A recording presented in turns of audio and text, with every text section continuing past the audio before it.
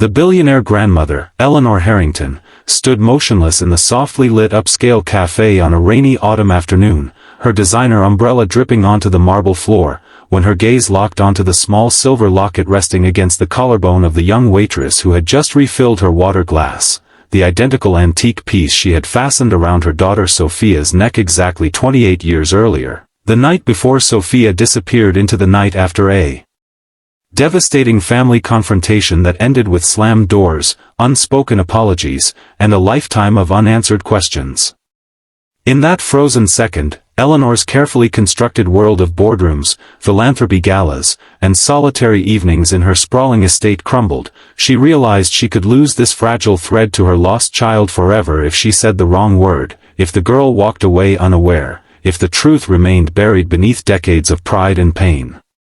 The burning mystery clawed at her. How had the locket survived? Who was this young woman wearing it like a quiet talisman, and did she carry any echo of Sophia's voice, her laugh, her final unspoken farewell? Grief, long suppressed, rose sharp and hot in her throat, threatening to spill over right there among strangers sipping lattes. Eleanor, now 78, carried herself with the poise of someone who had commanded rooms for decades, silver hair in an elegant low bun, a charcoal wool coat over a tailored pearl gray dress, subtle diamond studs catching the light, her posture straight despite the tremor in her hands. The waitress, Aisha Thompson, 19 years old, moved with the easy grace of someone accustomed to long shifts.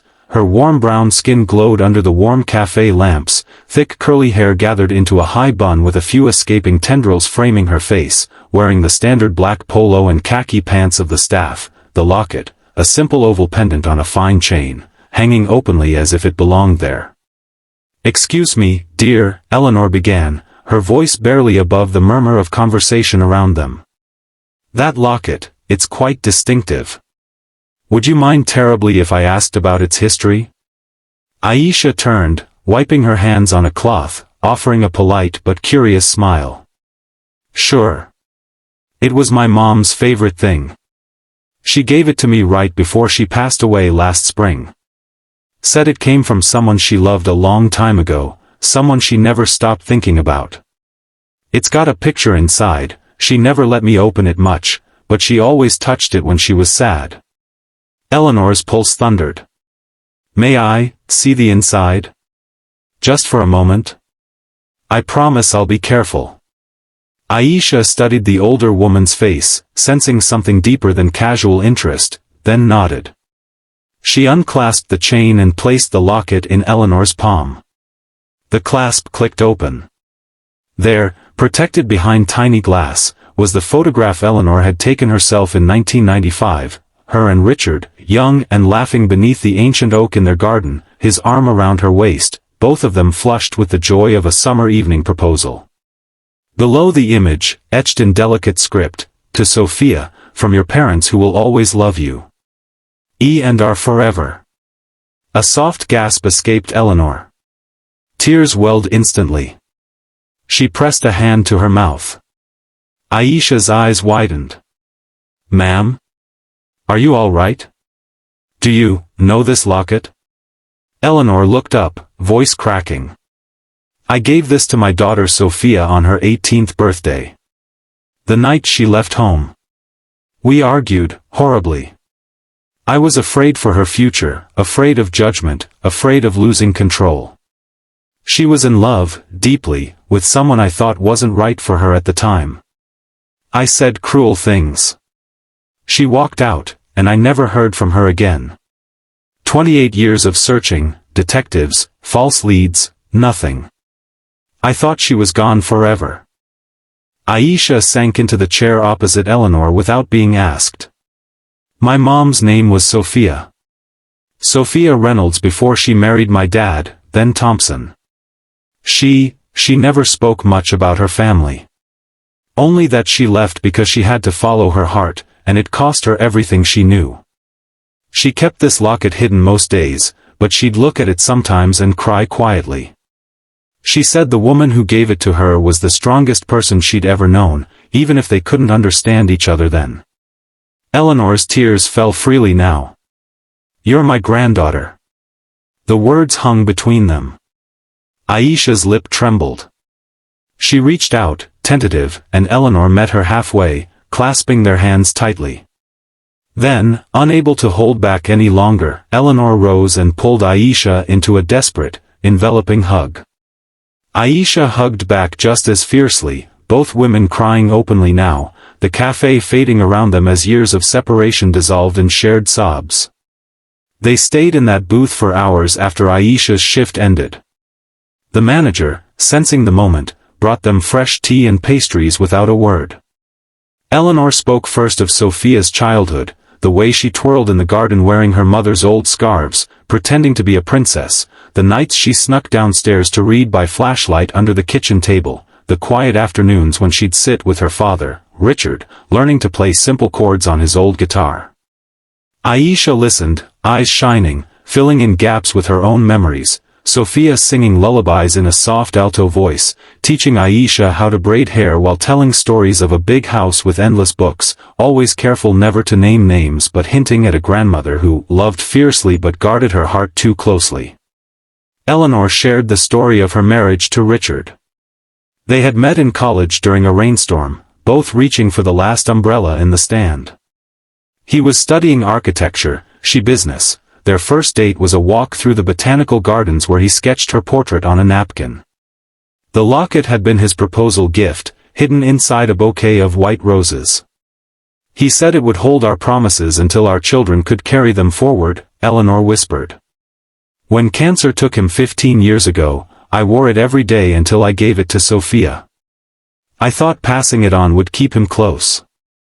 Aisha nodded slowly. Mom said the man in the picture looked like someone who knew how to love without conditions. She wanted me to believe in that kind of love. Then Aisha opened up about her own life.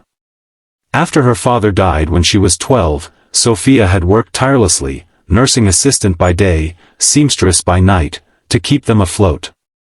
Aisha dreamed of nursing school, inspired by watching her mother care for others even when exhausted. And there was Marcus, her boyfriend of 3 years. He's patient, funny, makes me feel safe.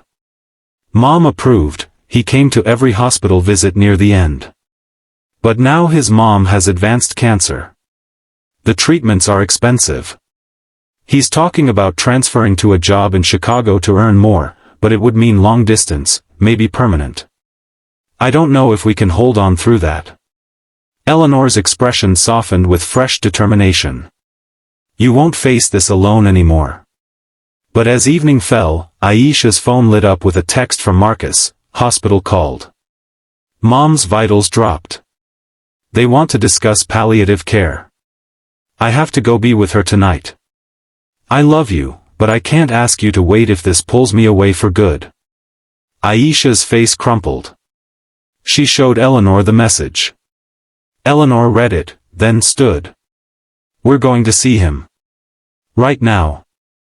They drove through the rain-slicked streets to the small hospital on the city's edge. Marcus met them in the waiting room, exhausted, unshaven, eyes hollow. When Aisha introduced Eleanor as, my grandmother, he blinked in confusion, then understanding dawned as Aisha explained in halting words. Eleanor stepped forward. I've spent too many years letting pride and fear keep love at arm's length. I won't let it happen to my granddaughter. Let me help your mother. Let me help both of you. Marcus protested at first, pride, gratitude, overwhelm warring inside him, but Eleanor was gentle yet firm. This isn't charity. This is family reaching out. Because family, once found, doesn't let go. Over the following weeks, Eleanor quietly arranged top specialists, transferred care to a renowned oncology center, covered costs through her foundation without fanfare. She invited Aisha and Marcus to stay at the estate while treatments continued. The old house, once silent and shadowed, filled with life, laughter in the kitchen as Aisha taught Eleanor her mother's favorite pancake recipe, quiet evenings on the porch where Marcus played guitar tunes Sophia used to hum, walks in the garden where Eleanor pointed out the exact spot Richard proposed. One twilight under the oak tree, Eleanor watched Aisha and Marcus sitting close on a bench, heads together, hands linked. Aisha looked up. "Grandma, Marcus asked me to marry him last night. I said yes. But only if you're there to walk me down the aisle someday." Eleanor's eyes misted. "Nothing would honor me more." Months passed. Marcus's mother responded remarkably to treatment. Hope returned where despair had reigned. The wedding planning began in earnest, small, intimate, meaningful. Aisha chose a simple white dress. The locket would be her something old, now carrying 3 generations of love stories. On the wedding day, beneath that same ancient oak strung with soft lights, Eleanor stood beside Aisha as Marcus waited at the makeshift altar. When the music started, Eleanor took Aisha's arm. "Your mother is here," she whispered.